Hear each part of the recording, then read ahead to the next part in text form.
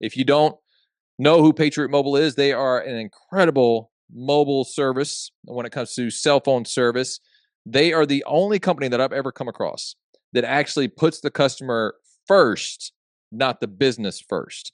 And they are faith, family, and freedom oriented. So when it comes to them being America first, Christians, family first, that's who they represent, and they do it well. Patriot Mobile. All right. If you want to try out Patriot Mobile, you bring your own device. If you go to patriotmobile.com/NRP, so that's Nick's Right Podcast, NRP, you'll get your first month free. And I guarantee you'll be able to use the same cell phone towers that you're using now, but you'll actually have a higher importance when it comes to gaining your signal because you'll be right below first responders. You won't be low person on the totem pole when it comes to Spectrum. Man, I'm switching. Like, I'm tired of Spectrum. I can't do anything unless it's on Wi-Fi. And so every time that Wi-Fi doesn't work, I have to turn off the Wi-Fi, and then it just slows way down, even though it's on 5G ultra wideband or whatever it is. Spectrum sucks, dude. It sucks. Yeah, we've had this conversation before.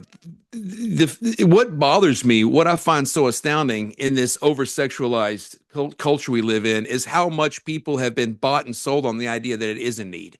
Like how many times have you heard somebody, usually women, strangely, talk about how they haven't had any in 3 months or 4 months. I have to go out. I got to go out to the clubs, or I got to go out to the bars or whatever, just because it's been so long. And I'm like, well, then you don't understand. You don't have the proper perspective on it. No. Well, is what I would tell them. That's what feminists have, or the feminist movement has taught them. 100%. Like, you don't have needs. There is no such thing as a sexual need. There's no such thing. Is there a such thing of you needing water every day? Yes, because if you don't get water, you're gonna die. Is there a need that you need food? Yes, because if you don't get food, you're gonna die. Like, that's what a need is. Yeah. Okay. So don't come at me with this stupid stuff. Let's stop hiding behind, well, what about procreation? Just because you have to have sex in order to procreate doesn't mean you ever have to procreate. How many people out there in the world have never had children, never had babies? It didn't shorten their lifespan. It happens all the time. On a special level, sure, procreation is necessary because otherwise we would go extinct, right? But on an individual basis, which they hate talking about, they like talking about us as representatives of our group, but on an individual basis, which is where the essence of, personhood happens, you don't have to have babies. You don't even have to. So I'm gonna talk about, since we're talking about abortion and everything, I want to talk about this. It says in the word that children are a gift from the Lord. Like, it says that you have found favor with God if you have children. Now, the sacrament of Satan is abortion. Here's the correlation of how deeply evil abortion is. Okay, when it comes to taking the Lord's Supper, what's the first thing that Jesus says whenever he offers the bread? He says, "This is my body." That's the first thing.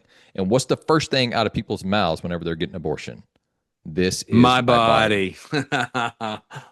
Yeah, that's true. It's true. So, just like you said, the left, because they're now domestic terrorists, and I don't think that has changed, because nothing has changed when it comes to Charlie Kirk's assassination, when it comes to what they believe. They tried to double down. And usually whenever you're aligning with Satan or the devil, you're going to double down thinking it's right.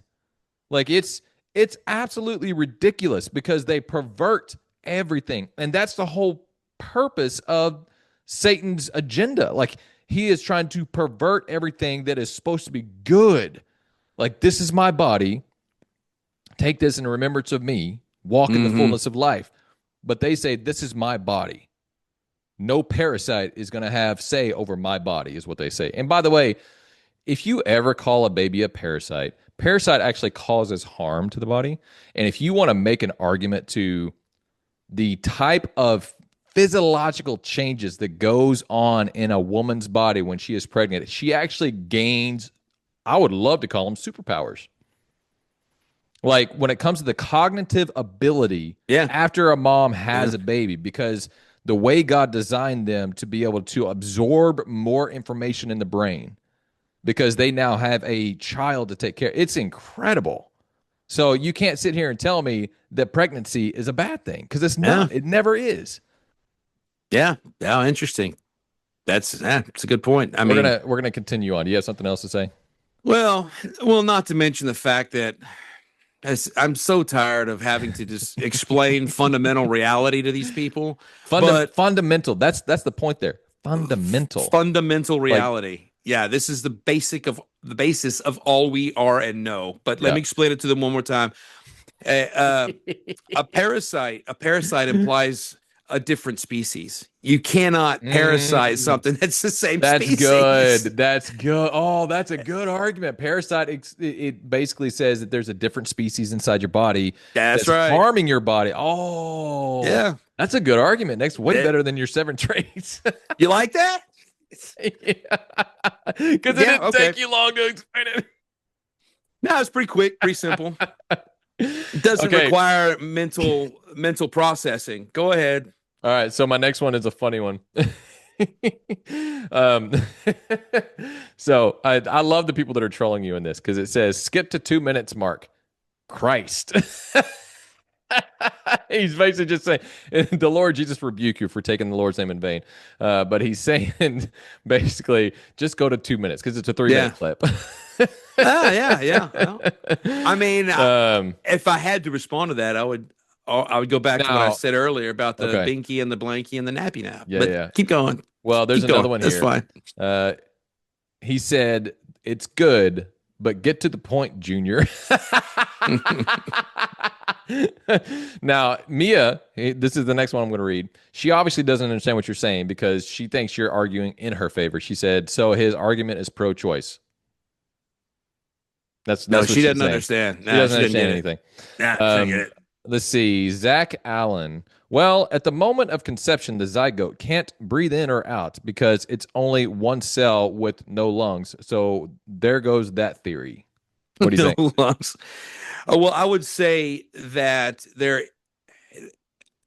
is gaseous exchange on a molecular level happening. There has to Right. be. There absolutely has to be. Your own cells have the same gaseous exchange going on a molecular level. Yeah. So I think what there, because there's a I few use after the this. words I use the words breathe in and breathe out to speak layman language because Okay, that's number what you're one, doing. Yeah. yeah, but it's not about breathing in and breathing out with lungs. Even your lungs are made out Yeah. of cellular matter that have to possess a gaseous exchange. There has to be that gaseous exchange happening. So the Simple. next few comments are basically stop doing that, Nick. Well, I got a phone call and now my screen's all messed up. I'm just saying that because when you do that, it looks like this. Well, I can't help it, Nick. I've got Stop. I got a phone call. Anyway, Well, you can edit it. You can edit it. oh, stop. The next few comments were basically stop. Okay. So the next few comments were trying to argue against the breathing comment that you made, and you were trying, like you said, you were trying to make it layman terms instead of what you just argued. So And apparently that was a mistake because these people aren't even laymen. So oh keep going. no, that they said how and what does it breathe? Another guy says breathe in, breathe out, achieves homeostasis are debatable. I think I read that one to you one time. One person said breathing question mark. Another person said Rick Harrison question mark. I don't know I what don't that know what that means. means. I have no idea what that is. Let's see. A girl named Laura says, I taught fifth grade science and I think about this all the time. So there you go. You got some people There you agreeing go. with you. What was that, Laura? Lar. Thank you, Lar. Appreciate that. We've got someone here that says fire breathes, eats, grows, and dies. Is it alive? Hang on. No, as I explained. Hang on. Wait. Hang on. There's a lot of responses to this. That's why I wanted to see where it goes because there's a lot of back and forth. So there's about 10 comments on this one. The first response to this guy. Okay, so I'm going to read it. Fire breathes, eats, grows, and dies. Is it alive? And then first comment says, did you watch the video, Mike? Thank you. That's awesome. Because the guy's named Mike W. And then Mike W. responded and said, "That I did, and I stand with my statement. Is fire alive?" And then it says, It's "It's funny. in the darn video, dude. It's not cellular matter. So no, he literally explains why fire isn't alive." I love these back and I forth. I love it love when it. people That's have our great. back. You know what I mean? Like, I know. that's I do too. hilarious. I do too. I do too. It's awesome.